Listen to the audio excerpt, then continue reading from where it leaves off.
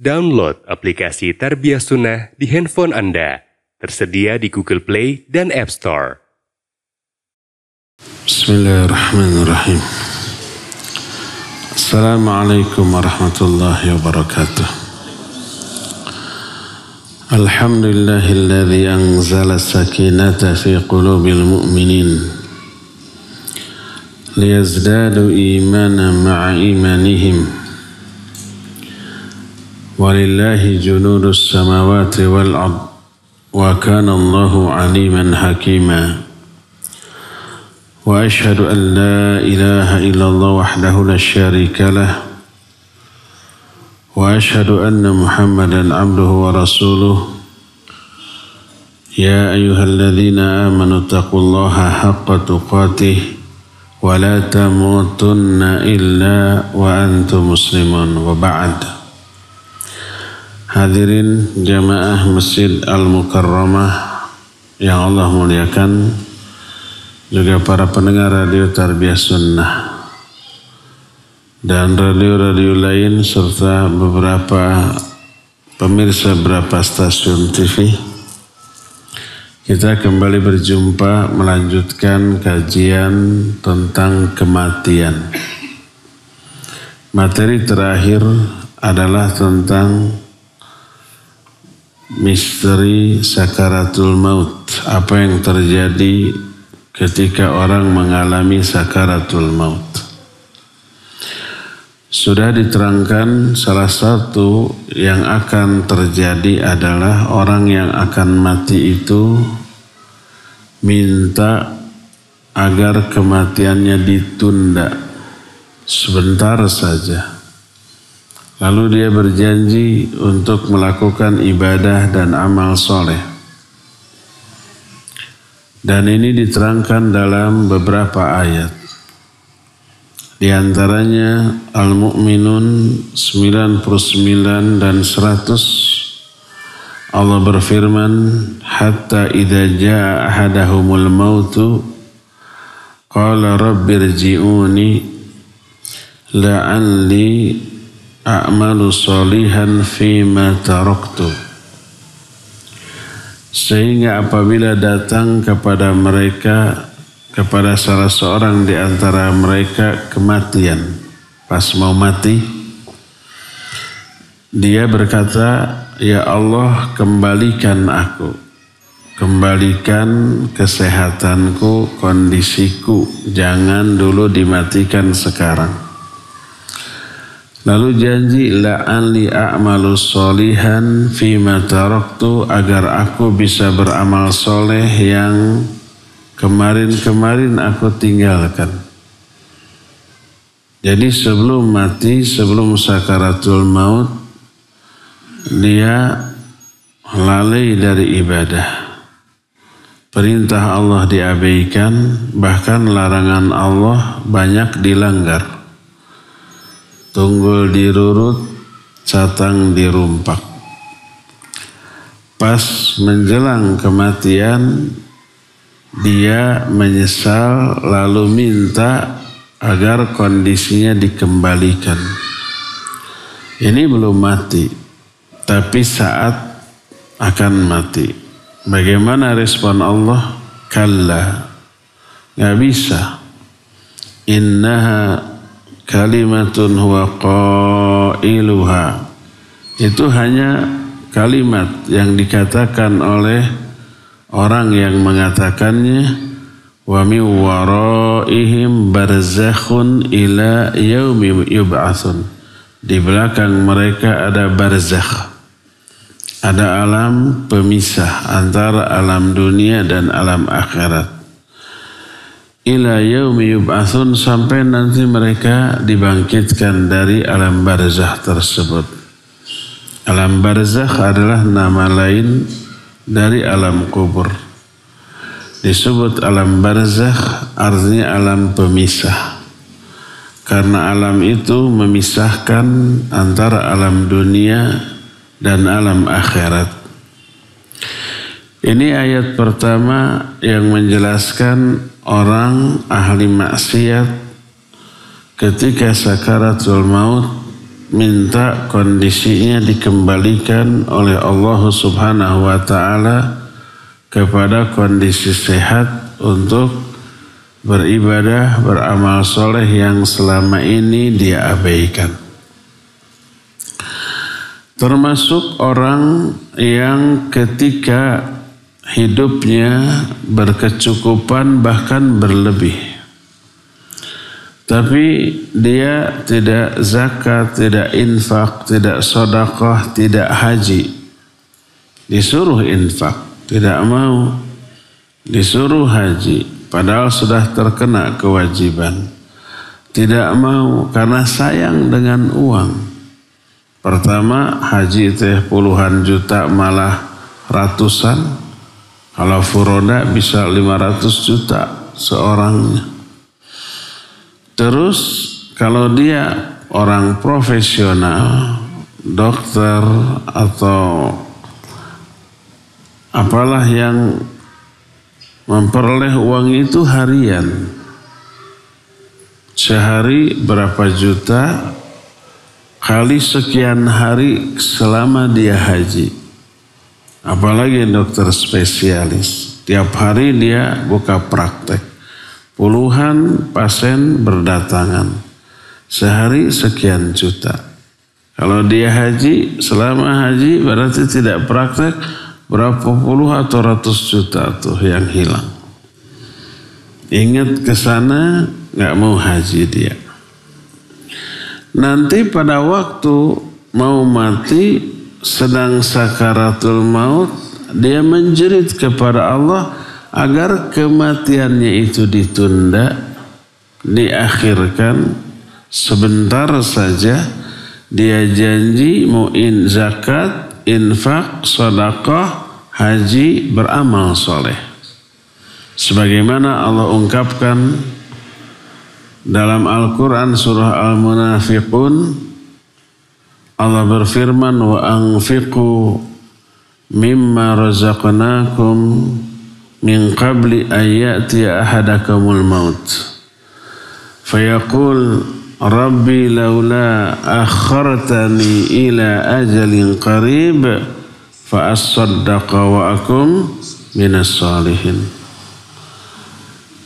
Kata Allah, berinfaklah kalian dari harta yang kami berikan, kami rizkikan kepada sebagian dari rizki yang kami berikan kepada kalian sebelum datang kematian kepada salah seorang di antara kalian. Lalu orang yang akan mati itu berkata, Rabbi law akhartani ila ajalin qarib. Ya Allah, seandainya engkau pundurkan, engkau tunda, engkau akhirkan kematianku ini sebentar saja. Fa'as-saddaqa, aku janji akan sedekah. Zakat, infak, sedekah, tutulung kanu butuh, tatalang kanu susah yang kemarin tidak pernah dia lakukan. Fa'as-saddaqa wa akum minas solihin, dan aku janji akan jadi orang yang soleh. Berkata Ibnu Abbas radhiyallahu anhuma ketika menerangkan ayat ini, surah Al-Munafiqun ayat yang terakhir ini, perkataan orang fa'as-saddaqa, aku janji akan sedekah, maksudnya zakat yang wajib bagi dia. Wa aku minas solihin, dan aku janji akan jadi orang soleh, maksudnya haji yang tidak sempat dia lakukan karena kesibukannya mengejar dunia dan perasaan sayang terhadap dunia yang harus dia keluarkan dengan zakat, dengan haji ratusan juta. Kalau seorang, 2 orang dengan istrinya sudah 1 miliaran tuh. Sayang. Tahunan dia kumpulkan lalu dihabiskan hanya berapa hari untuk haji. Nah, ternyata penyesalan datang belakangan ketika dia ini akan mati. Dan matinya otomatis dalam kondisi yang buruk. Karena selama ini tidak ibadah, tidak menunaikan zakat, infak atau sedekah, tidak menunaikan haji, yang wajib bagi dia zakat wajib bagi yang sudah terkena nisab dan haul. Haji wajib bagi yang sudah terkena kewajiban haji karena punya kemampuan. Bahkan ini dua-duanya rukun Islam. Tidak sempat dia tunaikan, kematian sudah mendatangi dia lebih dahulu. Dia menjerit, ya Allah undurkan. Kembalikan kondisi saya kepada semula ketika sehat walafiat. Saya janji akan menunaikan zakat, menunaikan haji. Apa respon Allah? Allah menyatakan wala yuakhirallahu nafsan idza jaa ajaluha.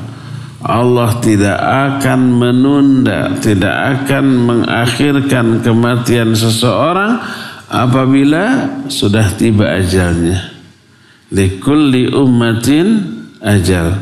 Fa idza jaa ajaluhum la yastakhiruna sa'atan wa la yastaqdimun. Setiap orang ajalnya itu sudah ditetapkan.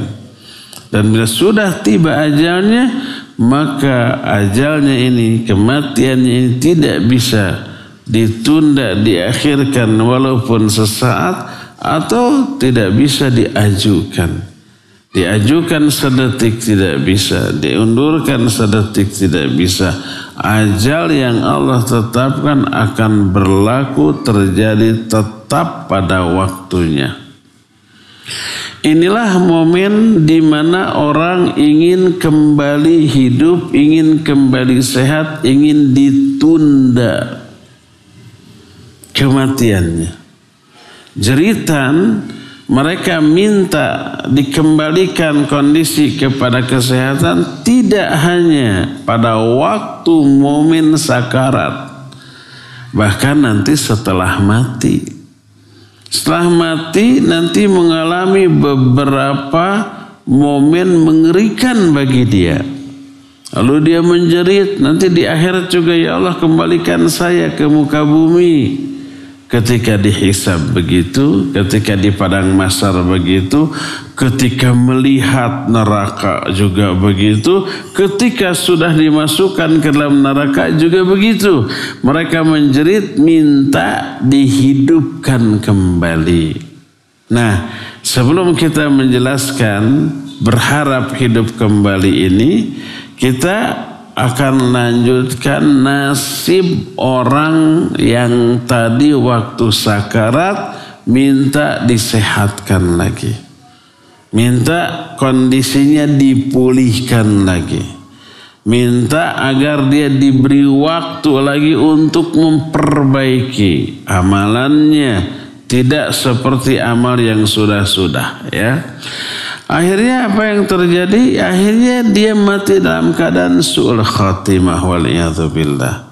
Padahal Nabi SAW dalam hadis sahih riwayat Bukhari dan Muslim menyatakan al-a'mal bi khawatimiha.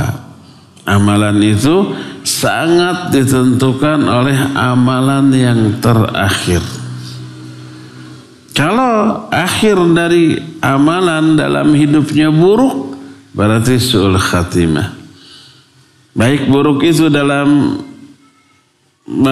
bentuk meninggalkan kewajiban seperti tadi, belum zakat, belum haji, mati keburu ajal datang menjemput, atau sedang melakukan dosa dan kemaksiatan, dia su'ul khatimah. Apa yang terjadi ketika su'ul khatimah? Kebaikan-kebaikannya terhapus. Dan yang tercatat adalah amal terakhir dari apa yang dia lakukan. Nah, ini yang harus kita hindari. Mati dalam keadaan su'ul khatimah. Maka kita harus tahu apa yang menjadi penyebab seseorang mati dalam keadaan su'ul khatimah. Berkata Syekh Siddiq Hasan Khan ketika menjelaskan tentang su'ul khatimah, Kata beliau, walahu asbabun yajibu 'alal mu'min ayataharrazu anha. Su'ul khatimah ini memiliki beberapa sebab yang wajib diketahui oleh setiap mukmin untuk dihindari. Apa saja penyebab seseorang mati dalam keadaan su'ul khatimah? Jadi materi berharap hidup kembalinya kita tunda sebentar. Bukan sebentar, kita ngelama sebulan.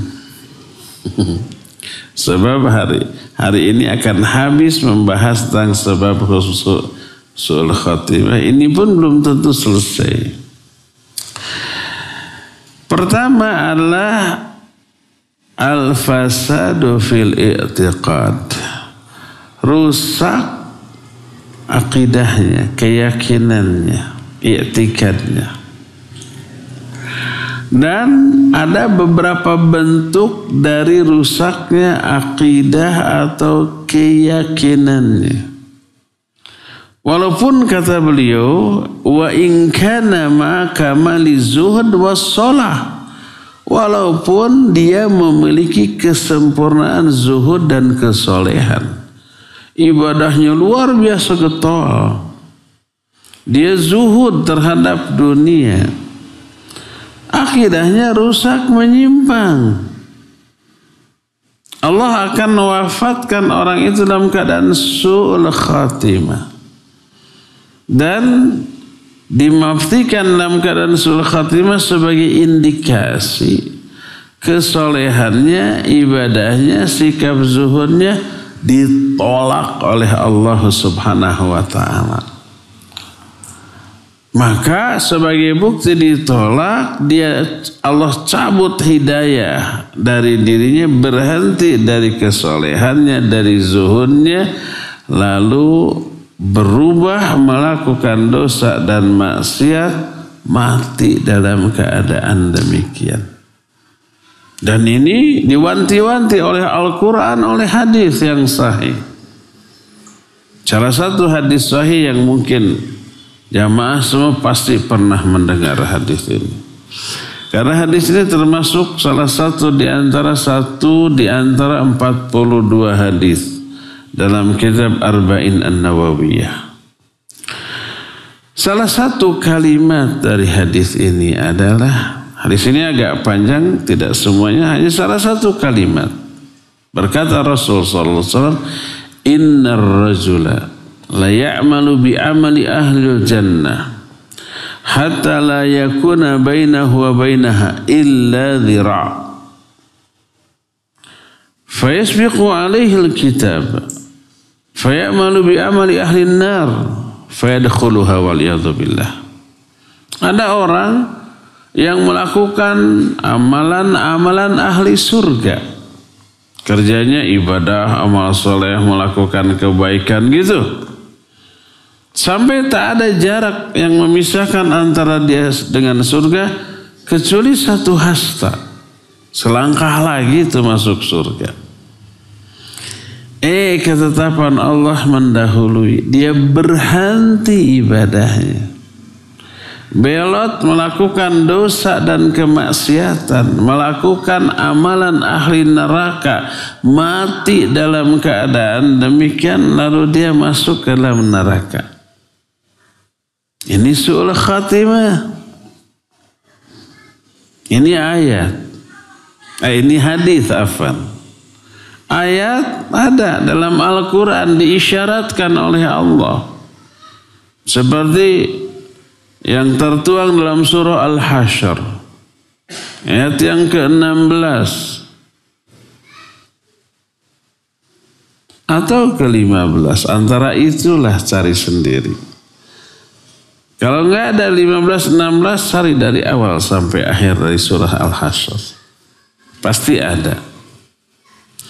Allah berfirman, kamathali syaitani idh qala lil insani kfur falamma kafara qala inni bari'u minka inni akhafu Allah rabbal alamin. 16 Al-Hasyr 16. fakana aqibatahuma annahuma fin nari khalidaini fiha wa dzalika jazaa'u zalimin. Kata Allah, seperti setan. Ketika setan berkata kepada manusia, kufurlah kamu. Manusia yang disuruh kufur oleh setan ini nurut, dia kufur.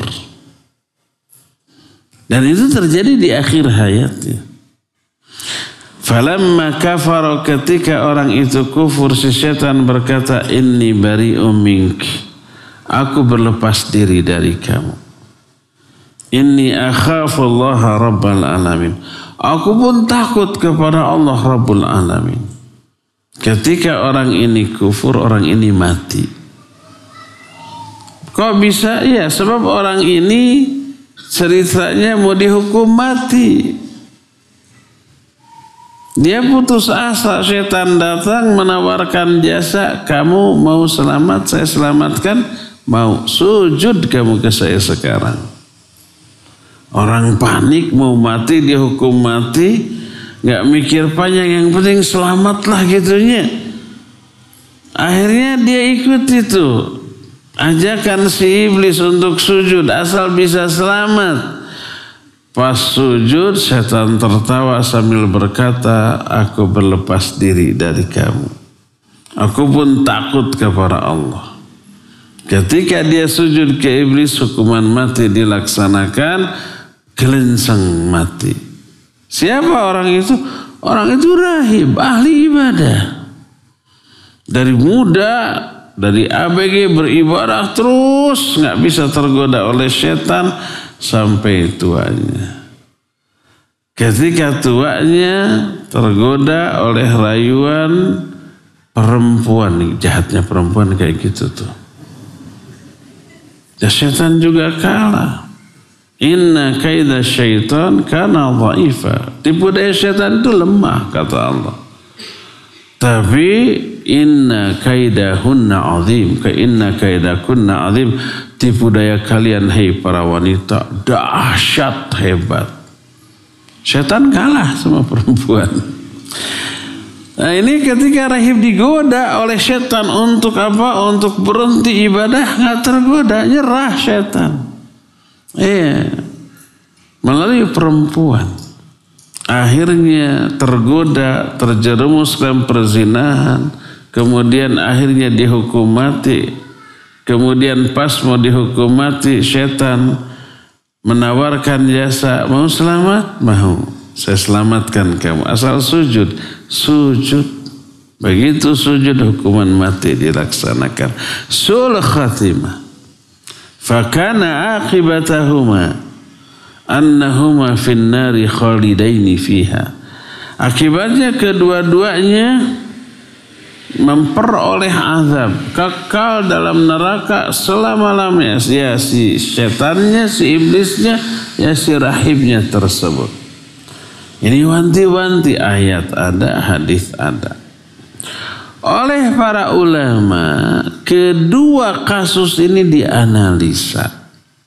Kok bisa ya ahli ibadah berakhir dalam keadaan su'ul khatimah?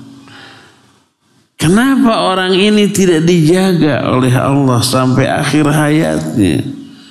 Karena ibadah dari muda sampai tua, kenapa nggak dijaga di atas hidayah tersebut? Malah di akhir hayatnya Allah cabut hidayah, berhenti dari ibadah, melakukan sebuah perbuatan dosa, maksiat, bahkan kekufuran, mati dalam keadaan demikian. Dianalisa oleh para ulama, di antaranya oleh Imam Ibn Rajab Al-Hambali rahimahullah dalam kitab namanya Jami'ul Ulum wal Hikam. Ini kitab syarah dari Arba'in An-Nawawiyah ditambah dengan 10 hadis lagi, jadi 52-an. Beliau menyatakan ada 2 penyebab kenapa orang itu mati su'ul khatimah. Pertama, adamul ikhlas fil ibadah. Karena tidak ikhlas dalam beribadahnya. Dan ketidakikhlasan menyebabkan ibadahnya ditolak. Tidak diterima oleh Allah Azza wa Jalla. Walaupun ibadahnya hebat. Allah berfirman, wa ma umiru illa liya'budullaha mukhlishina lahuddin. Tidaklah manusia diperintah kecuali untuk beribadah secara ikhlas kepada Allah. Wajib ibadah itu ikhlas. Innamal a'malu binniyat wa innama likulli imri'in ma nawa. Amal itu tergantung niat dan setiap orang hanya akan memperoleh balasan sesuai dengan niatnya. Kalau niatnya ria, ingin dipuji orang, hanya itu yang dia dapat. Pahala dari Allah tidak. Ketika Allah melihat hamba beribadah, ibadahnya kepada Allah. Tapi Allah melihat niatnya dibagi dua. Sebagian untuk Allah, sebagian untuk pujian manusia. Diduakan Allah dalam hal niat. Allah murka. Allah tolak. Sebagaimana firman Allah dalam salah satu hadis qudsi sahih riwayat Imam Muslim, ana agna syuraka'i 'ani syirki faman 'amila amalan asyraka fihi ma'i ghairi taraktuhu wa syirkahu. Aku ini zat yang paling tidak membutuhkan sekutu. Maka siapa orang yang mengamalkan satu amalan yang disyariatkan oleh Allah, sholat atau apalah, tapi dia menduakan aku dalam ibadahnya itu dengan yang lainnya, menduakan dalam hal niat, taraktuhu wa syirkahu, aku tinggalkan dia, aku tinggalkan perbuatan syiriknya. Syirik kecil memang, tapi ditolak itu ibadah. Dan bukan hanya ditolak tapi diazab. Fawailul lil musallin. Celaka orang yang sholat terkena azab. Salah satunya alladzina hum yuraun, orang yang ria dalam sholatnya. Dia diazab bukan karena sholatnya, tapi karena ria niat dia ketika sholatnya. Hadis-hadis yang menjelaskan orang melakukan ibadah hebat tapi ke neraka karena niat yang salah banyak. Salah satunya hadis sahih riwayat Imam Muslim dari Abu Hurairah radhiyallahu anhu. Saking menakutkannya ini hadis. Abu Hurairah sebelum menceritakan menyampaikan hadis ini pingsan sampai 3 kali loh. Ada seorang ulama tabi'in datang ke Madinah, melihat ada seseorang yang dikerumuni orang lain, ditanya ini, ditanya itu, dijawab. Dia nanya, ini orang siapa? Inilah Abu Hurairah. Akhirnya dia hadir di majelisnya. Setelah selesai orang-orang bubar, dia bertanya, hadithni hadisan samitahu min Rasulillah sallallahu alaihi wasallam.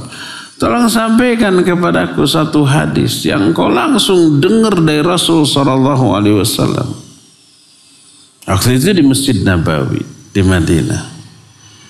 Kata Abu Hurairah radhiyallahu an, aku akan sampaikan kepadamu satu hadis yang aku langsung dengar dari Rasul sallallahu alaihi wasallam. Tidak ada orang lain antara aku dengan beliau, dan aku dengar di tempat ini, di tempat itu juga.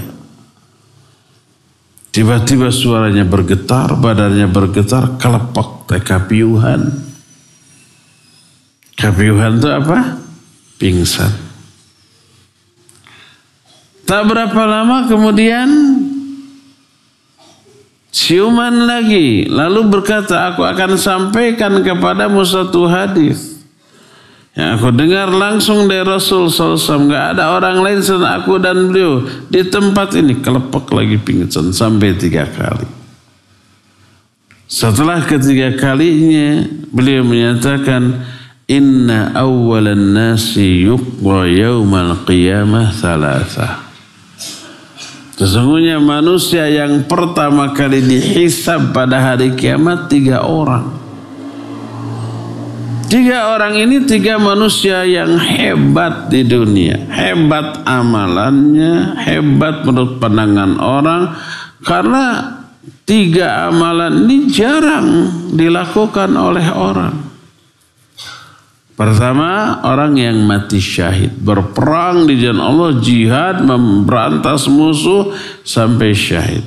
Hebat gak nih orang? Hebat. Gak semua orang jihad. Dipanggil oleh Allah. Ditanya, limadza qutilta?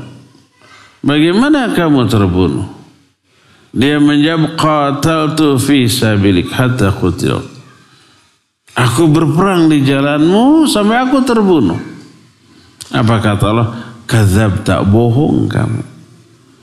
Para malaikat yang ada di sekitar juga menyatakan kadzabta, bohong kamu. Qatalta li ayyu qala annaka jari faqad qila dzalik.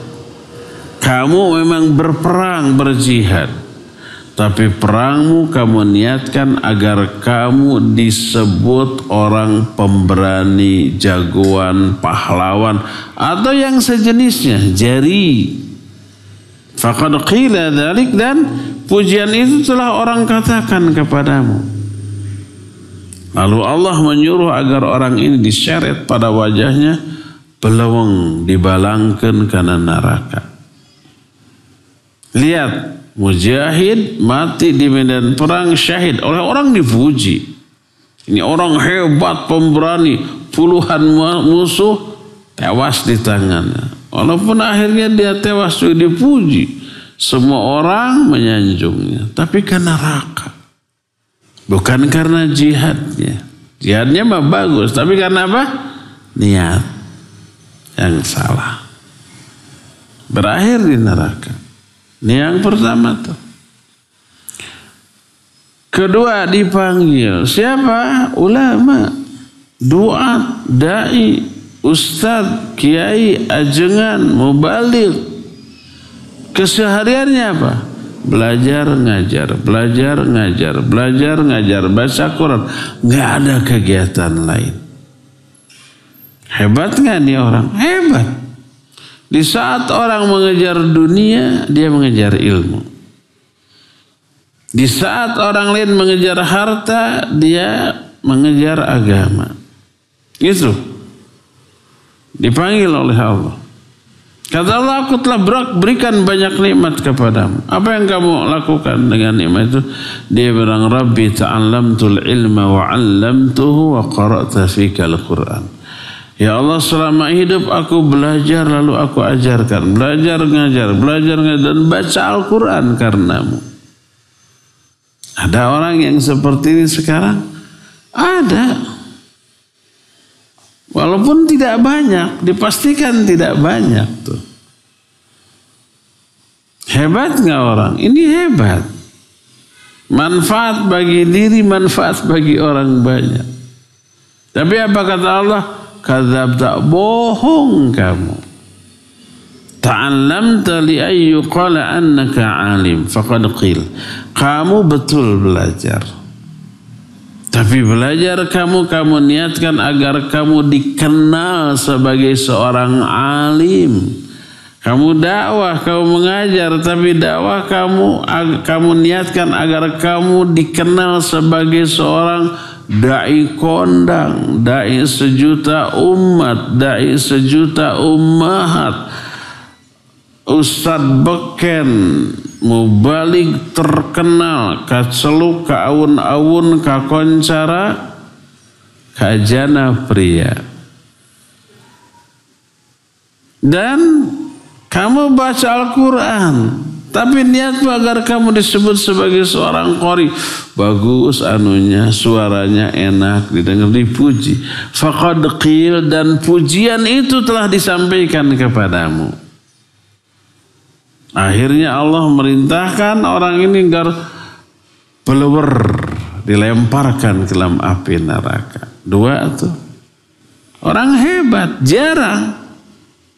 tapi berakhir ke neraka. Bukan karena belajar dan mengajarnya. Belajar mengajarnya bagus, bukan karena baca Qurannya bagus. Tapi karena apa tadi? Salah niat yang keliru. Ketiga, dipanggil hartawan yang dermawan. Dia banyak hartanya. Bro dijuru, bro dipantok ngalayah di tengah imah, lubak libuk nempikeun kata kalabok. Saking banyaknya. Tapi dia baik. Di mana ada masjid dibangun, dia sumbang. Ada pondok pesantren dibangun, dia sumbang. Ada pondok sedang membebaskan lahan untuk perluasan, dia bantu. Sampai habis tuh. Dipanggil oleh Allah di akhirat. Aku telah berikan nikmat yang banyak kepadamu. Harta. Apa yang kamu gunakan untuk dengan harta itu? Orang ini menjawab, ya Allah, tak ada satupun momen yang engkau suka untuk berinfak di momen itu kecuali aku infak di sana. Apa kata Allah? Kadzabta, bohong kamu. Tasaddaqta li ayyuqala annaka jawad faqad qila dzalik. Kamu memang infak sedekah, tapi niat kamu agar kamu dikenal sebagai orang dermawan. Faqad qila dzalik, dan pujian itu telah orang sampaikan kepadamu. Akhirnya orang ini pun dilempar ke dalam api neraka. Lihat, 3 orang manusia hebat. Tiga-tiganya melakukan 3 amalan hebat yang jarang dilakukan oleh manusia, ya enggak? Tapi berakhir ke neraka. Kenapa? Karena niat yang salah. Karena tidak ikhlas di dalam melakukan amal ibadah. Su'ul khatimah. Sampai-sampai kata Abu Hurairah, Rasul SAW menepuk-nepuk dadaku. Sampai mengatakan, mereka lah hai Abu Hurairah, karena mereka api neraka pertama kali dinyalakan. Ternyata bukan orang musyrik, orang kafir, orang durhaka yang menjadi penyebab api neraka pertama kali dinyalakan. Ternyata bukan. Tapi orang hebat ini, amalannya hebat, tapi yang busuk apanya? Niat. Jadi ternyata ketidakikhlasan menyebabkan orang itu ditolak ibadahnya, amal perbuatannya, amal soleh. Tidak hanya ditolak, digebruskan, dimasukkan ke dalam api neraka. Waliyadzubillah. Su'ul khatimah tuh. Maka para ulama menyatakan salah satu di antara penyebab orang mati dalam keadaan su'ul khatimah, ketidakikhlasan dalam beramal. Dan ketika tidak ikhlas dalam beramal, ditolak itu ibadah oleh Allah. Dalam pandangan manusia ini hebat beramal, dipuji. Dalam pandangan Allah ditolak. Lalu sebagai bukti ditolaknya amal ibadah itu, Allah cabut hidayah. Orang itu berhenti dari melakukan ibadah, belot melakukan dosa dan maksiat, mati dalam keadaan demikian, su'ul khatimah. Oleh karena itu wajib bagi kita ini menjaga apa? Menjaga keikhlasan. Kita nggak bisa menilai seseorang dari zahir. Ada orang dakwah ke sana kemari memberi manfaat ke banyak orang, kebayang ini pahalanya besar, kemuliaannya luar biasa. Iya kalau ikhlas. Kalau tidak ikhlas percuma. Ibarat lilin menerangi ruang sekitar, tapi dia hancur. Dan ini yang disinyalir oleh Rasul sallallahu alaihi wasallam dalam hadis Bukhari dan Muslim, innallaha la yu'aidu hadzal din birrajulil fajir Sesungguhnya Allah akan menguatkan agama ini dengan laki-laki durhaka, ahli maksiat. Orang durhaka tapi membela agama ini sehingga agama ini terkuatkan. Islam menyebar kemana-mana karena orang ini. Banyak orang memperoleh hidayah hijrah dari buruk menjadi baik, dari bid'ah kepada sunnah, dari syirik ke tauhid, dari kufur ke iman, dari maksiat kepada taat. Akibat orang ini. Orang ini disebut ahli maksiat. Siapa orang ini?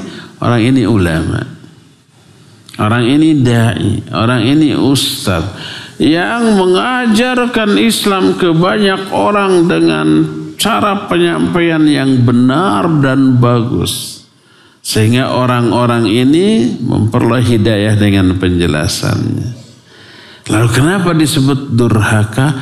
Niat ketika dakwahnya untuk dunia. Niat ketika dakwahnya untuk pujian, untuk sanjungan. Siapa orang yang tidak ikhlas dalam beribadah, dia maksiat, dia fajir.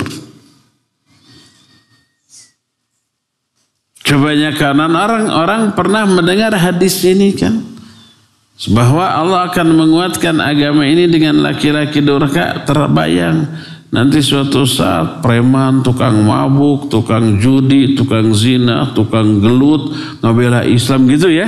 Bukan itu ternyata. Yang kayak begitu didakwahi malah ngewa ke ustadznya. Malah benci ke dai yang memberikan tausiah, peringatan, nasihat kepada mereka dan dianggap bawelnya. Nggak akan membela Islam yang kayak gitu. Tapi yang membela Islam tapi dia durhaka adalah para da'i, para ustadz, para kiai yang mendakwahkan Islam secara benar, tapi niatnya untuk dunia. Durhaka dia, niatnya tidak ikhlas, dia fajir. Setiap orang yang melakukan ibadah dan amal soleh dengan tidak ikhlas, dia fajir. Oleh karena itu, penyebab pertama orang mati dalam keadaan su'ul khatimah apa tadi? Tidak ikhlas di dalam beramal. Maka wajib bagi kita meluruskan niat dalam melakukan semua amalan. Niatkan segala sesuatu yang kita amalan hanya untuk meraih apa yang ada di sisi Allah, bukan memperoleh apa yang ada di sisi manusia.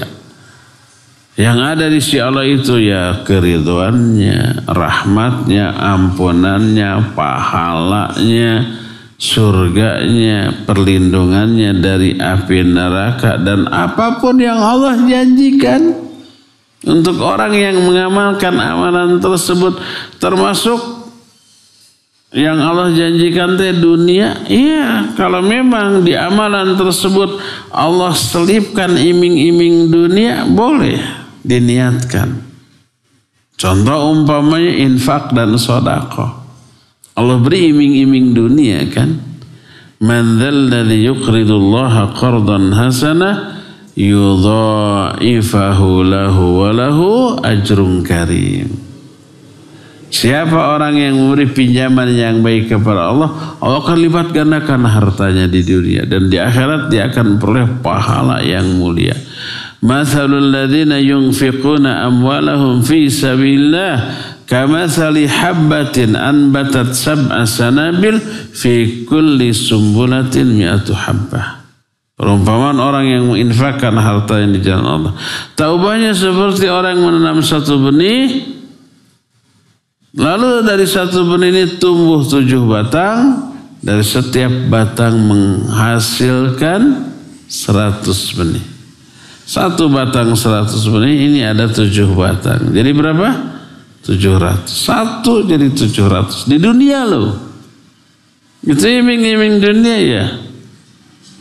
Hadis sahih riwayat Imam Muslim, man ahabba ayubsata fi rizqih wa ayunsha'a fi athari falyasil rahimah. Ini iming-iming dunia. Siapa orang yang ingin diluaskan rezekinya dan dipanjangkan umurnya, hendaklah silaturahmi. Panjang umur dan luasnya rezeki ini iming-iming dunia apa akhirat? Dunia tuh. Allah mengiming-imingi dunia agar kita silaturahmi. Lalu ada orang niat silaturahmi dengan niat tadi. Boleh? Boleh.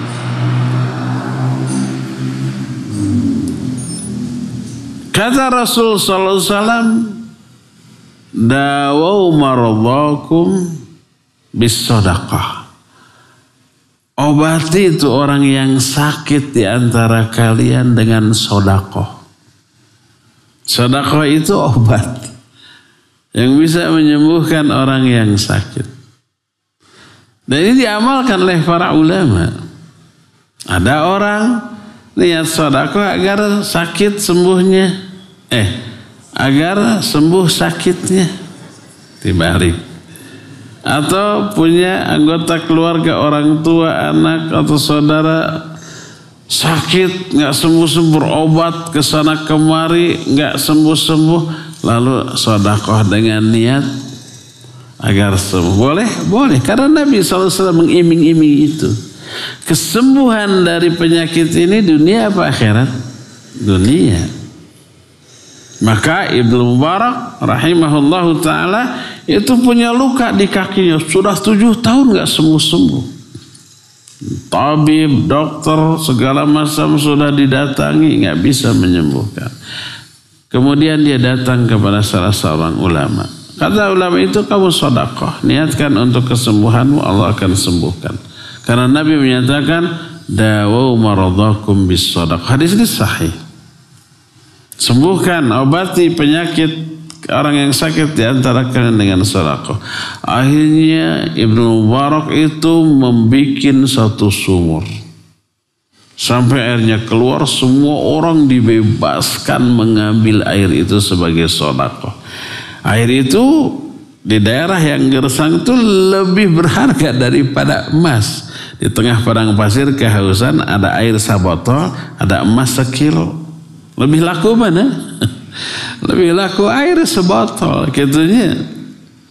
Emas walaupun sekilo tidak bisa menyelamatkan dia dari kematian.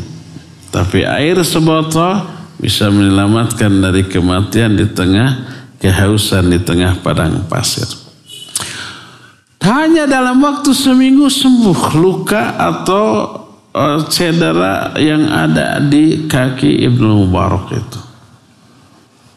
Nah, kalau ada nas baik ayat atau hadis mengiming-imingi manusia dengan iming-iming dunia agar beramal, boleh diniatkan untuk itu, tapi jangan satu-satunya niat. Saya mah yang penting sedekah ini agar sembuh, nggak ingin surga, nggak ingin selamat dari neraka, nggak ingin pahala, yang penting mah sembuh. Nah, jangan gitu.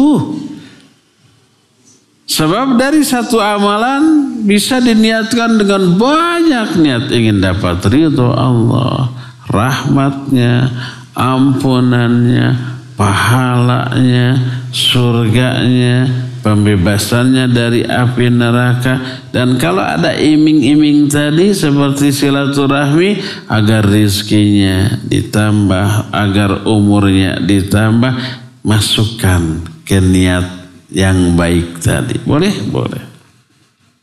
Dan itu tidak keluar dari keikhlasan, ya.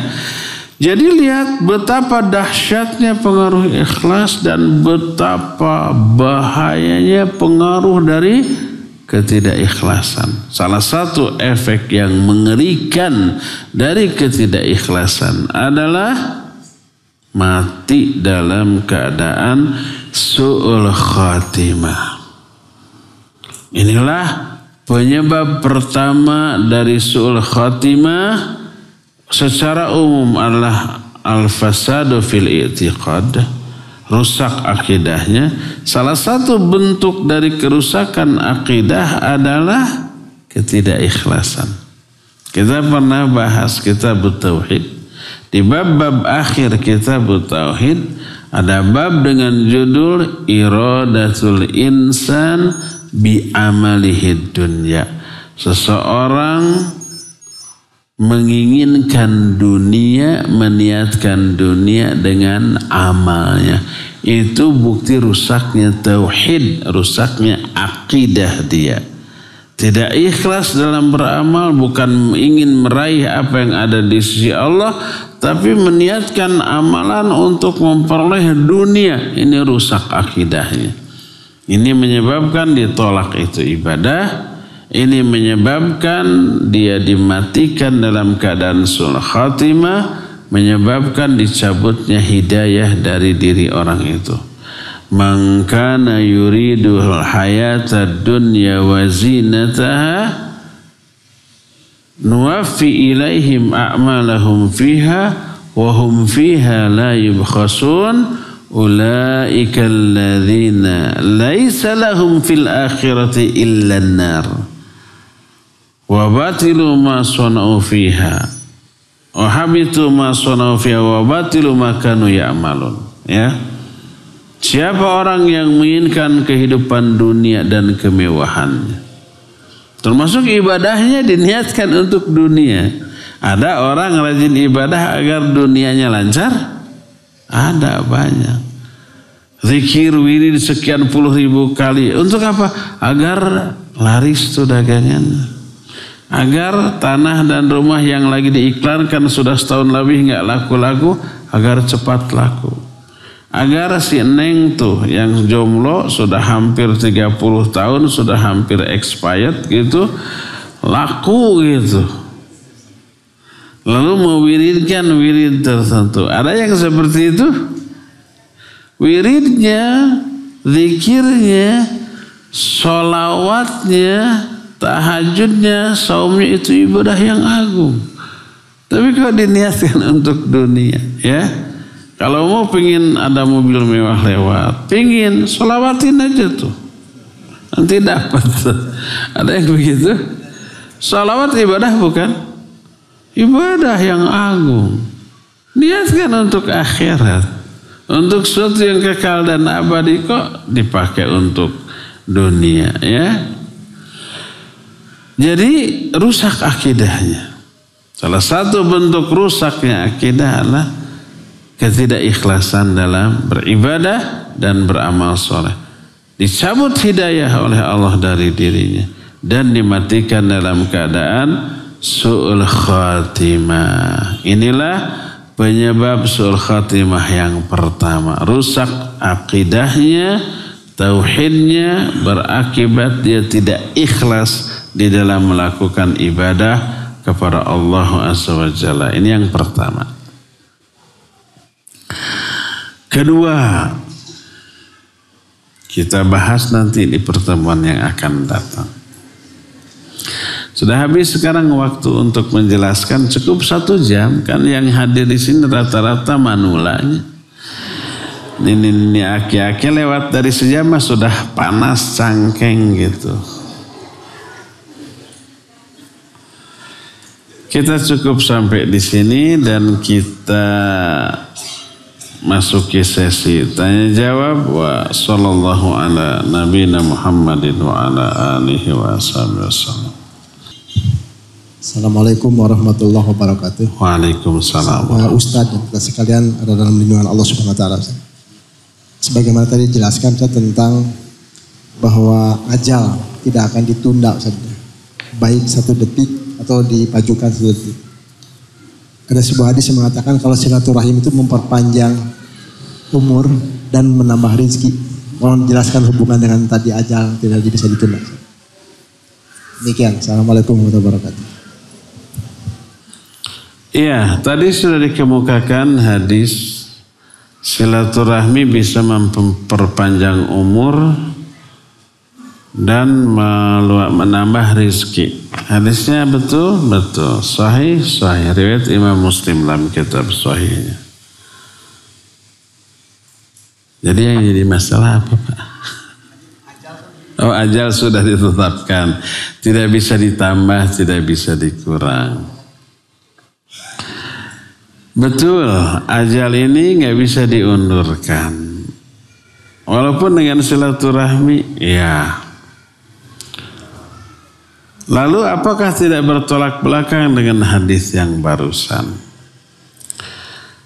Para ulama ketika menerangkan hadis barusan menjelaskan dengan dua penjelasan. Pertama itu maknanya majazi.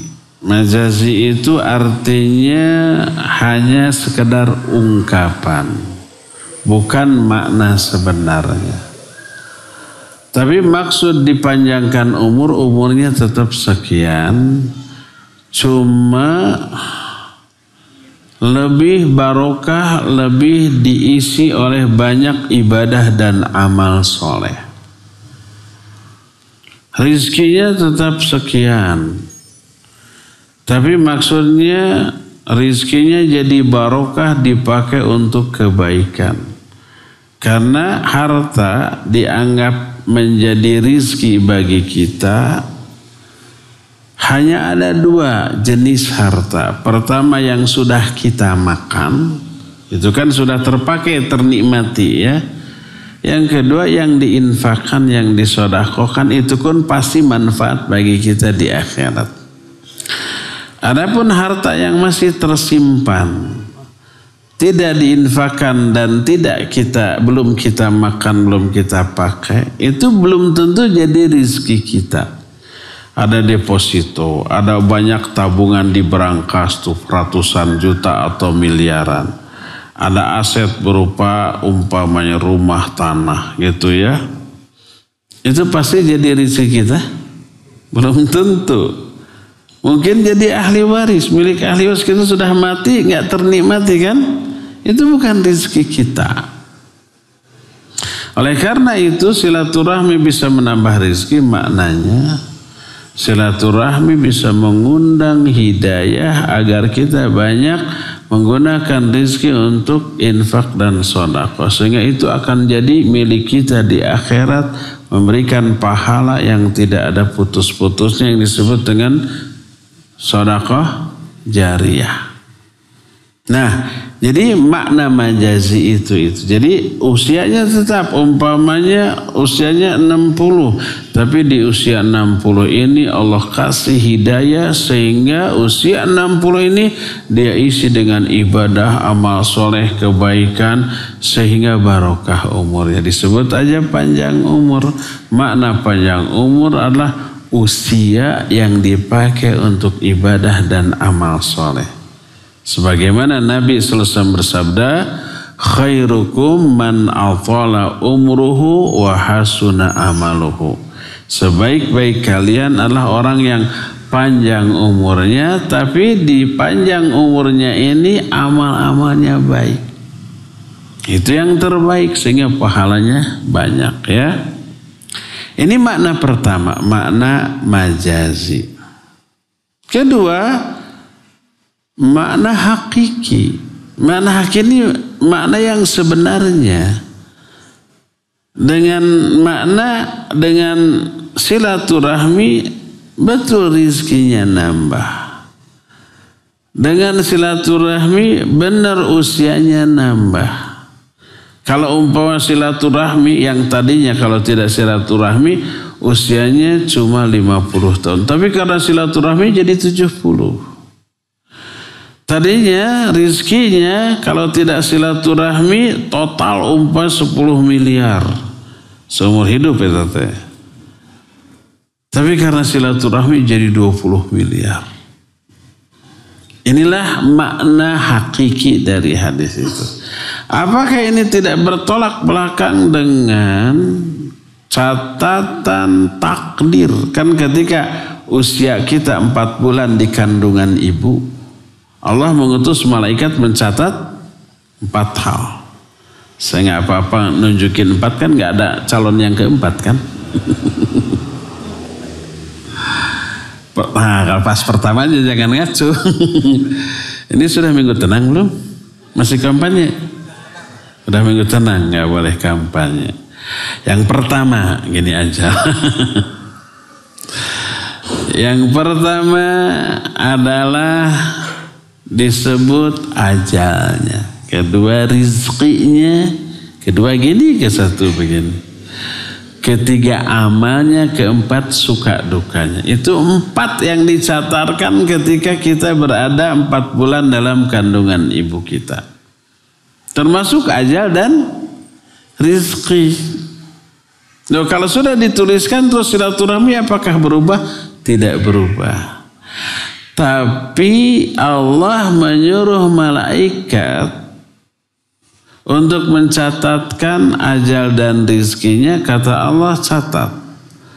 Kalau dia tidak silaturahmi, kasih umurnya 50. Kasih rizkinya 10 miliar. Tapi kalau silaturahmi, kasih umurnya 70, kasih rizkinya 20 miliar total. Oleh malaikat dua-duanya dicatat. Malaikat tidak tahu orang ini silaturahmi apa tidak. Pokoknya catat saja. Dicatat 2 alternatif tadi. Tapi Allah tahu, Allah pasti tahu. Apakah orang ini akan silaturahmi atau tidak.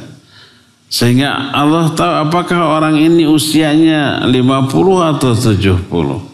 Rizkinya apakah 10 atau 20 miliar. Allah tahu. Jadi tidak bertolak belakang antara ketetapan ajal yang sudah dicatat dengan silaturahmi ini. Jadi termasuk apabila ajalnya sudah datang, nggak bisa diundurkan, ajalnya ini sudah include, termasuk dia tambahan jatah ajal ketika dia silaturahmi.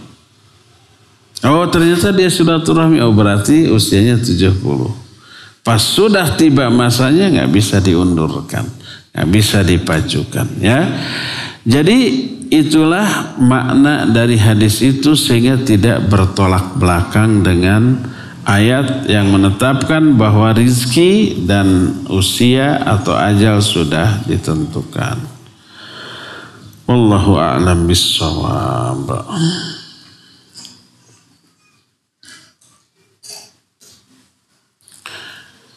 Saya berdomisili tinggal asli di Depok dan saat ini bekerja di Pekalongan, mukim. Tapi ayeuna di Bandung. Asal di Depok, kerja di Pekalongan, ngaji di Bandung. Karena saat ini istri tinggal di Bandung. Oh, istri keberapa nih?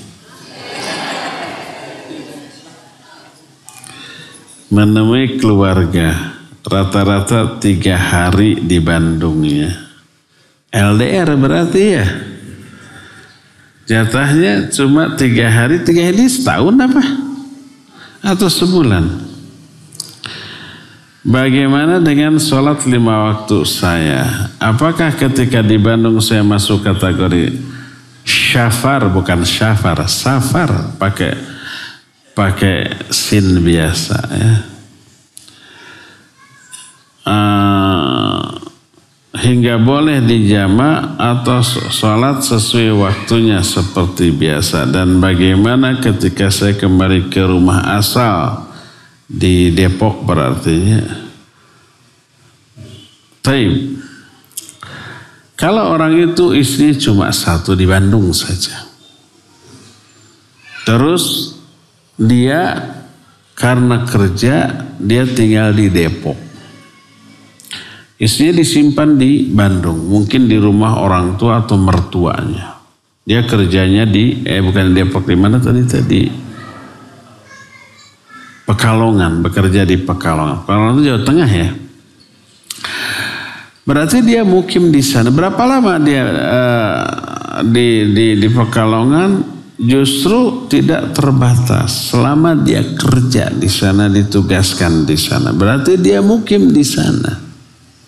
Kenapa nggak dia bawa istri dan anak-anaknya? Bagusnya dibawa ya, biar hak dan kewajiban suami istri tertunaikan secara maksimal. Kewajiban ke anak juga tertunaikan, mencurahkan kasih sayang ke anak bukan hanya materi loh, tapi kebersamaan, perhatian gitunya, kegelutan dengan anak itu menyenangkan. hujan-hujanan dengan anak, itu menyenangkan ya. Penuhi hak anak tersebut. Senangkan, bahagiakan, dekatkan dengan ayahnya. Bawalah ke sana ke Pekalongan, maka beres ya. Nah sekarang karena satu dan lain hal istrinya ditinggal di Bandung, di rumah mertuanya. Di mana dia tinggal? Di Pekalongan, tempat dia bekerja ya. Maka mukimnya di sana. Maka ketika dia keluar dari Pekalongan, umpama ke istrinya atau ke orang tuanya yang di Depok, saat itu dia safar. Berlakulah hukum safar bagi dia. Ya, dia boleh mengqashar sholat, boleh menjamaknya, boleh buka saum kalau dia Ramadan gitu ya. Tapi ketika dia kembali ke Pekalongan, dia mukim lagi ya. Kecuali kalau dia punya dua istri, satu di Pekalongan, satu di Bandung, dan giliran bolak-balik 3 hari di sini, 3 hari di sana, maka berarti dua-duanya mukim. Ketika di Bandung karena istrinya ada di sana, mukim. Ketika di Pekalongan karena istri keduanya ada di sana, mukim. Ketika ke Depok karena istri ketiganya juga ada, mukim juga tuh. Jadi giliran ya. Uyuhan teu capek tuh. Kalau mau begitu udah satu kota ya, punya 3 rumah, jadi gilirnya nggak capek gitu ya. Cita-cita saya begitu. Jangan sampai di 2 kota yang berbeda.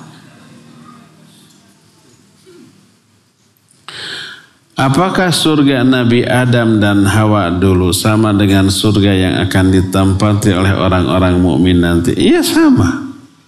Kita pernah bahas ini ketika menerangkan sebuah kitab susunan Imam Ibnu Qayyim, judulnya Miftahud Daris Sa'adah. Waktu Ramadan. Kunci negeri kebahagiaan. Negeri kebahagiaan itu surga. Kuncinya itu ternyata ilmu ya. Kita sudah bahas. Di sana dibahas dulu Adam diciptakan untuk menghuni surga. Ya Adam uskun anta wa zaujukal jannah. Hai Adam, tinggallah kamu dengan istrimu di surga. Gitu tuh. Jadi Adam dan Hawa manusia diciptakan untuk menempati surga. Itu tempat tinggal kita yang sebenarnya. Karena ada maksiat, melanggar larangan Allah, dihukum di dunia. Kita menjalani hidup di dunia sebagai hukuman tuh. Kelak kita harus mudik. Kemana mudiknya? Kembali ke surga. Surga mana? Surga yang dulu ditempati oleh Adam. Kesanalah kita akan kembali lagi sama ya. Jadi kita di dunia ini sedang mengalami hukuman.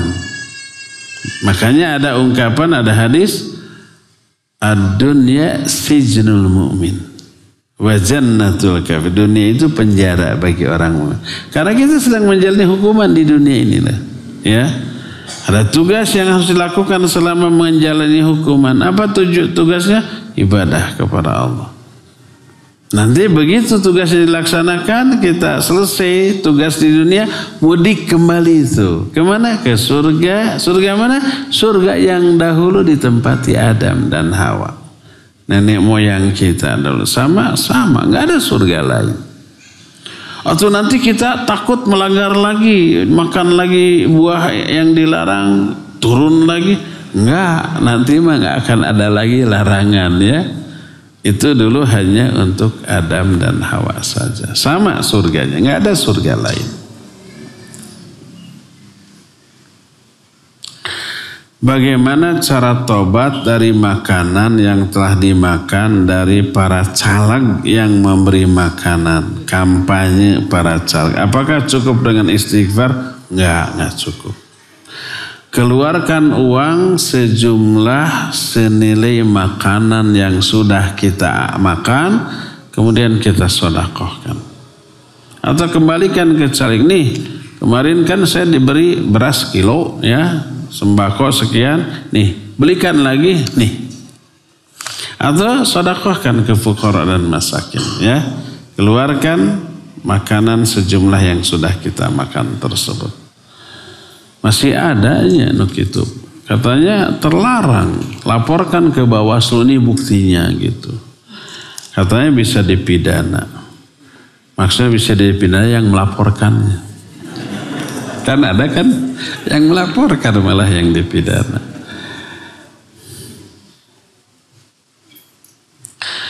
Apakah orang yang sudah meninggal ingat sama orang yang masih hidup di dunia? Contoh, seorang suami meninggal, ingat sama istri dan anaknya yang masih hidup di dunia. Ternyata istrinya nikah lagi.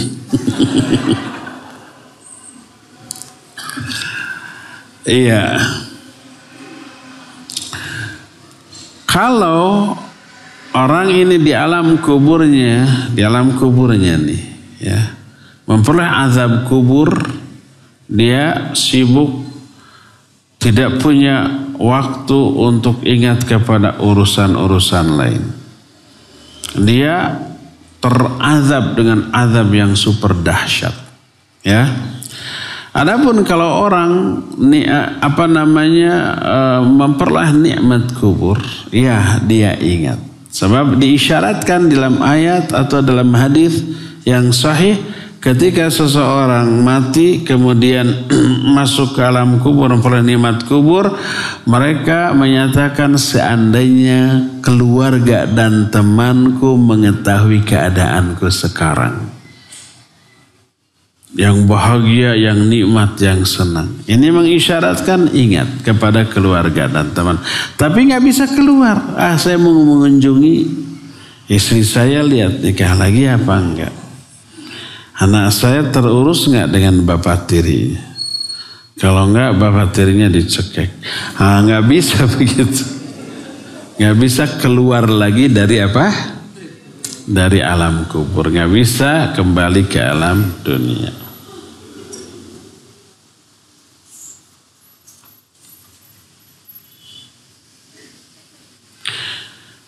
Bagaimana kalau ada orang yang sedekah karena ingin sembuh, karena bujukan seorang ustadz, tapi malah meninggal dan keluarganya menjadi kesal? Apa ustadznya salah? Enggak salah ustadznya. Sama dengan dokter. Orang sakit dirawat di rumah sakit pasti sembuh? Enggak. Ada yang meninggal di rumah sakit? Kesal nggak ke rumah sakitnya? Enggak ya, karena memang sudah nggak bisa ditangani. Orang sakit pergi ke dokter, bukan sembuh tambah parah malah meninggal. Kesal nggak ke dokternya? Nggak ada. Masa ini disuruh sedekah biar setelah sedekah keluar banyak mati, mau diambil lagi? Kesal, Ustadz bohong tuh. Apakah sedekahnya diterima atau ustadznya berdosa? Ustadznya nggak berdosa karena menyampaikan hadis, berpahala aja, ya, berpahala. Ya sudah, pasrah saja. Karena sudah takdirnya dia meninggal, diapa-apakan pun tidak akan bisa sembuh. Bagaimana cara melembutkan hati yang keras? Ya. Ada banyak cara, ya. Pertama, banyak zikir, baca Al-Quran, sesering yang kita bisa, ya. Itu pertama. Yang kedua, coba cari anak yatim, elus kepalanya, kasih makan, kasih uang, pakaian, elus. Itu bisa melunakkan hati yang keras. Ketiganya, banyak-banyak mengingat kita kematian. Siapa yang banyak mengingat kematian, maka hatinya akan lunak. Ini salah satu di antara faedah dari banyak mengingat kematian. Keempatnya, sering-seringlah ziarah kubur. Karena ziarah kubur akan mengingatkan kita kepada kematian, mengingatkan kita ke akhirat, dan akan melunakkan hati yang keras, ya. Keenamnya, coba banyak menyaksikan orang yang sedang sakaratul maut. Perhatikan kengerian yang dirasakan, dialami oleh orang itu. Ekspresi wajahnya, perhatikan ya. Tapi kan kita nggak tahu siapa nih yang sekarat, tolong kasih tahu, kan susah ya. Nah, coba turunkan levelnya, banyak melayat orang-orang yang sakit, terutama yang terberitakan, terinfokan sakit keras.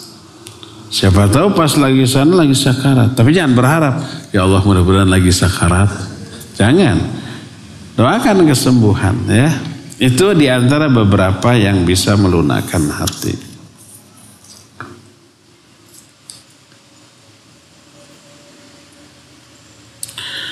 Bagaimana dengan orang kafir atau pelaku bid'ah tapi meninggal dalam keadaan sedang melakukan kebaikan? Apakah husnul khatimah?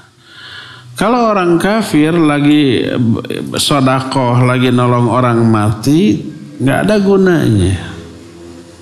Tetap saja dia tidak akan masuk surga karena kekafirannya. Ya. Nah sekarang seorang muslim ahli maksiat atau ahli bid'ah, terus sedang melakukan kebaikan, mati. Apakah husnul khatimah? Iya, kalau kebaikan itu kebaikan yang dianggap baik secara syar'i, iya, dia husnul khatimah. Dan husnul khatimah itu anugerah dari Allah. Ya, umpama kita melihat ada seorang artis, kerjaannya yang kita dengar di berita dosa maksiat, narkoba, perselingkuhan, segala macam gitu ya. Suatu saat ada berita sakit. Ternyata beberapa bulan kemudian ada berita dia mati, ada tanda-tanda husnul khatimah pada dirinya. Umpamanya keringatnya bercucuran, keringatnya itu membasahi wajahnya, itu tanda husnul khatimah. Terus matinya malam Jumat, hari Jumat. Terus pas sholat disolatkan oleh ribuan orang. Itu tanda-tanda husnul khatimah. Terus terdengar lagi dokter menyatakan ketika matinya mengatakan la ilaha illallah. Ini ahli maksiat. Apakah itu husnul khatimah? Ya husnul khatimah. Lah kok bisa ahli maksiat? Kenapa tidak? Mungkin yang kita dengar berita ketika dia bermaksiat, ketika sakit, apa yang dia lakukan kita nggak tahu. Mungkin ketika sakit dosa-dosanya terampuni, dia mungkin merenung, kemudian tobat, kemudian ibadah.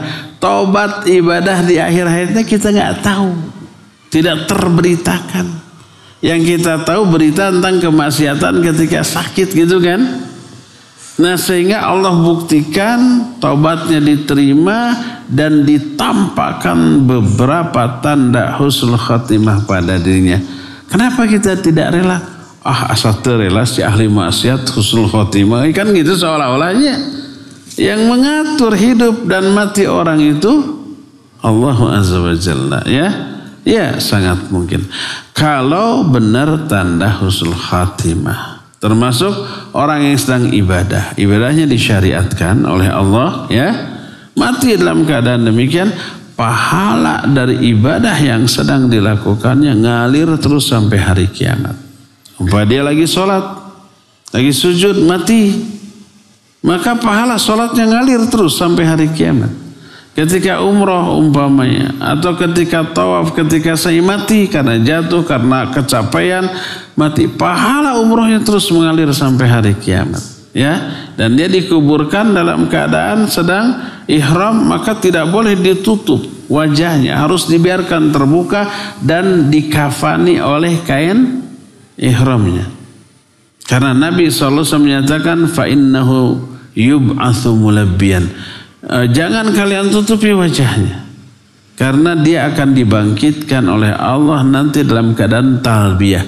Begitu kiamat selesai, dia dibangkitkan. Begitu bangkit langsung labbaik Allahumma labbaik labbaik la syarika lak labbaik, sedang talbiyah. Dan itu tanda husnul khatimah ya. Ya. Adapun kalau kebaikan itu secara syar'i terlarang, ada kebaikan yang terlarang, berarti dia sedang mengadakan keburukan. Contoh nih, kan ada orang sedang melakukan satu acara bid'ah, tapi dia ngaji di sana baca Quran, sedang baca Quran mati gitu kan? Apakah dia su'ul khatimah atau husnul khatimah? Saya kasih gambaran, kalau ada orang sholat subuh 2 rakaat harusnya, tapi dia 3 rakaat. Ketika rakaat ketiga isinya ada yang buruk nggak? Ada yang buruk kan? Rakaat ketiga isinya Fatihah, surat, ruku, i'tidal, sujud gitu kan? Nggak ada yang buruk. Ketika rakaat ketiga sedang sujud dia mati. Dia husnul khatimah atau su'ul khatimah? Su'ul khatimah. Kenapa? Karena dia sedang melakukan perbuatan dosa. Apa dosanya? Nambah rakaat sholat subuh yang harusnya 2 menjadi 3. Dia sedang bermaksiat. Maksiatnya dalam bentuk kebid'ahan. Berarti dia sedang melakukan keburukan, amal buruk. Kelihatannya baik di mata orang karena sedang sujud. Padahal sujud nanti sujud rakaat ketiga sholat subuh. Dan nambah-nambah buruk dia. Dia sedang melakukan amal buruk berupa kebid'ahan, mati dalam keadaan demikian ya. Orang-orang semua menyatakan, indah ya hidupnya, kematiannya dalam keadaan sujud mati. Padahal sujudnya sujud bid'ah karena rakaat ketiga dalam salat subuh ya.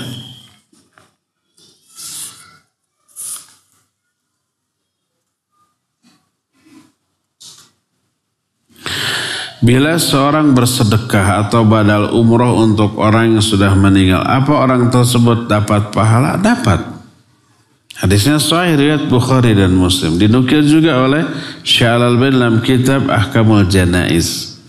Dalam bab ma yanfa'u lil mayyit. Apa yang bermanfaat bagi mayit? Di antaranya adalah sedekah haji yang dilakukan oleh anaknya. Seorang sahabat sebelum matinya dia berpesan ke anaknya, kalau saya mati bebaskan 100 budak. Setelah itu mati. Anaknya yang pertama bebaskan 50 budak. Dia nyuruh ke adiknya, kamu bebaskan 50 lagi. Untuk melaksanakan wasiat dari ayahnya. Nah, orang ini menjawab enggak. Saya menanya dulu ke Nabi SAW. Bisi hanas. Naon hanas tanya. Hanas dilaksanakan aripek. Tidak boleh gitu ya. Maka nanya. Ketika nanya kata Nabi SAW. In kana musliman au muwahhidan. Kalau bapakmu itu muslim atau ahli tauhid. Lalu summa sumtum atau tasaddaqtum au hajjajtum, lalu kamu salat untuk dia. Salat. Kamu saum menggantikan saum nazar dia. Atau kamu umpamanya bersedekah atas nama dia atau berhaji atas nama dia, pahalanya sampai ke kamu dan ke dia. Dua-duanya dapat pahala ya.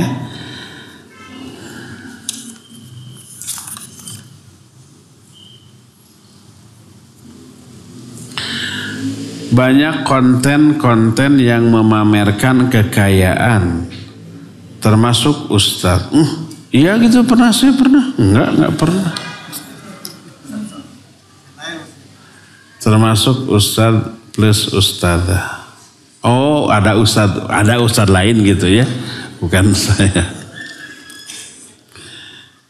Iya, saya pernah memamerkan kekayaan ketika saya dapat si montong, cetrek, itu kekayaan itu. Iya. Ada yang ngasih itu. Apa dibolehkan menurut niat dalam hatinya padahal jelas-jelas ria? Iya, kalau niatnya ingin dihargai karena hartanya, dipuji karena keberhasilan dalam dunianya, itu tidak boleh. Itu kehinaan.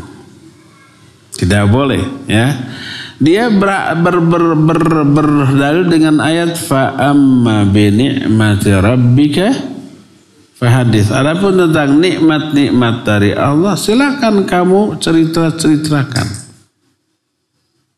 Lalu dia mengamalkan ayat ini dalam bentuk rumahnya cetrek berapa puluh miliar. Mobilnya yang mewah-mewah tuh, yang MM-an gitu ya, ceklek. Nih kekayaan saya. Ditegur oleh orang ini surah Ad-Duha, fa amma bi ni'mati rabbika fahadits. Ayatnya benar tidak? Benar, ayat mah pasti benar, nggak ada yang ayat yang salah. Yang salah apa? Interpretasi, tafsiran, pemahaman dia dan aplikasinya yang salah, yang keliru, ya. Pamer kekayaan dalam rangka dipuji didalili dengan tahadduts bin ni'mah, salah. Harus dibedakan antara tahadduts bin ni'mah dengan pamer kekayaan dalam rangka dipuji. Beda jauh, ya. Makanya jangan memahami ayat menurut ra'yu, akal sendiri, apalagi yang dipenuhi dengan tendensi duniawi. Mohon pencerahannya tentang pemilu. Apakah harus golput apa memilu? Mengingat ustadz sunnah pun ada yang berbeda pendapat. Ada ustadz sunnah yang ikut manggung. Ini musibah, ya. Musibah tong diturutan itu patut. Walaupun ada gelar berbagai macam, ya. Kita kembali ke hukum asal dari pemilu itu dulu. Nanti ada fatwa ulama kalau kondisinya begini-begini pilih yang menguntungkan Islam. Itu kondisi. Tapi kalau kondisinya semuanya sama, hukum asal kembali, ya. Itu udah kita mengaji saja. Jangan ikut-ikutan jadi tim sukses, jadi jurkam, jadi pilih ini dengan isyarat ini, isyarat itu. Enggak, ya. Jangan ikut-ikutan sudah.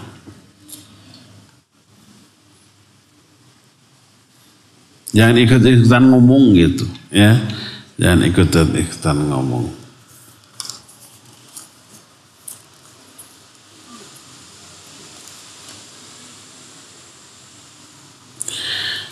Bagaimana hukumnya jika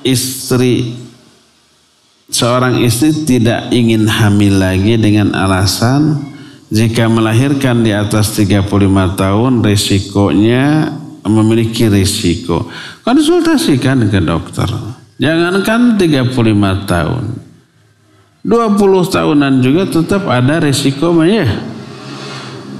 Tapi risiko itu bisa diantisipasi. Konsultasikan ke dokter. Jangan sampai dijadikan alasan untuk tidak mau hamil lagi. Banyak orang di atas 40 bahkan ada di atas 50 melahirkan lancar-lancar saja, ya. Apalagi ini baru 35, masa-masa produktif itu. Alasan aja itu. Ancam aja. Kalau Umi gak mau hamil lagi, cari Umi baru.